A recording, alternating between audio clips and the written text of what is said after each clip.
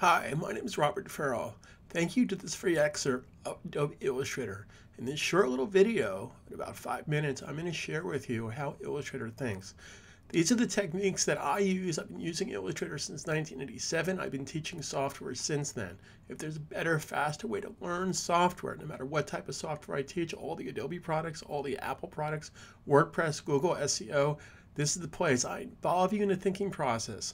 My videos are very time tested. They work based on years and years and years of honing my craft. Your time is very valuable. The last thing you want to do is spend hours and hours going through pointless videos that don't get to the point. My videos will have you up and running in no time at all to make you a total rock star for your clients, your coworkers, or your better half. So sit back, relax, and let me share with you the same techniques I use to solve client solutions. So the first thing we're going to do here is I'm on Macintosh, but you have my sympathies. If you're not using Macintosh, that's okay. I still love you. So Macintosh uses the Command key. Windows uses the Control key. So the first thing I would always do in an Illustrator file is bring up my rulers, Command R, rulers.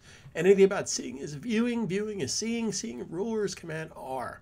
Once I have my rulers up here in Illustrator, I typically put a guide roughly in the center. It doesn't have to be exactly in the center, but that's just going to help me to draw things, make a change, save a change. Command S, Control S. Good habit to get into. Now, here's what I want to share with you. Total objective and the things that make my students so successful is I involve them in the thinking process. What do I mean by that? Well, Illustrator is an object-based program. Illustrator creates vectors. As an example, other programs that create vector, InDesign, Flash. If I was in Photoshop as an example, I'd be creating pixel-based images. Illustrator has an object menu. Photoshop has an image menu.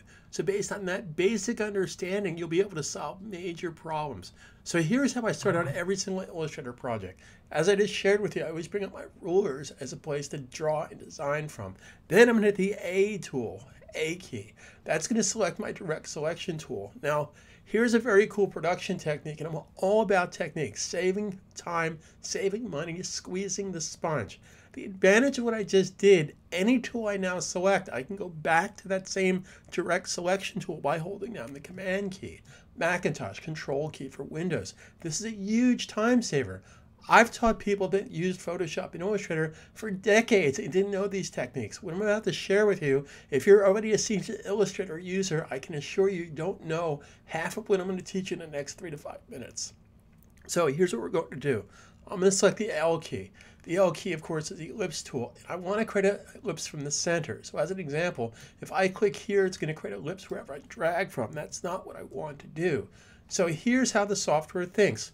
Choices for options, options for choices. Holding down the Option key Macintosh or the Alt key for Windows, alternative choices, will draw these ellipse from the center. So I want to draw from the center and hold down the Option key.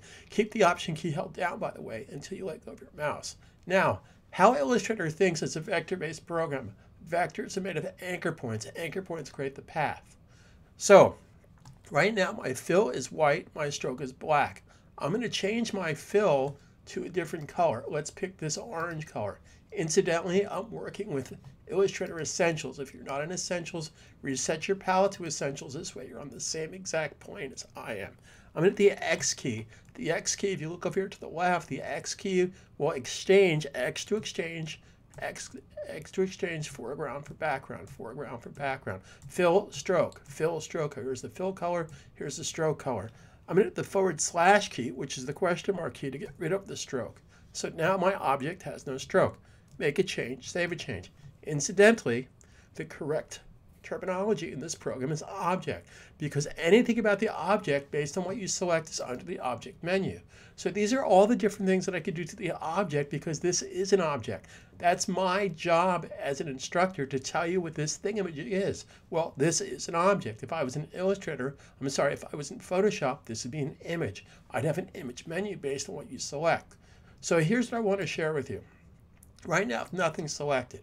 Now, how did I select that without going to the selection tool? Because I simply held down the Command key. Because I initialized that tool to begin with, so regardless of whatever tool I now select, I can always hold down the Command key and go back into select. For a very important step here, time is money. So I don't want to have to go up here every 10 seconds just to select something else. Now that I have the object selected, I don't want to see the anchor point, so I can basically hold down Command H, Control H for Windows to hide the anchor points. Notice it's still selected, but I can't see the anchor points. Now, if you're wondering how I selected that, because I'm in the Convert Direction Point tool, the Convert Direction Point tool is in the P for Pen tool. If you come down here, what this tool enables you to do, if I select that point right there, I can make a corner point, so it looks more like a leaf.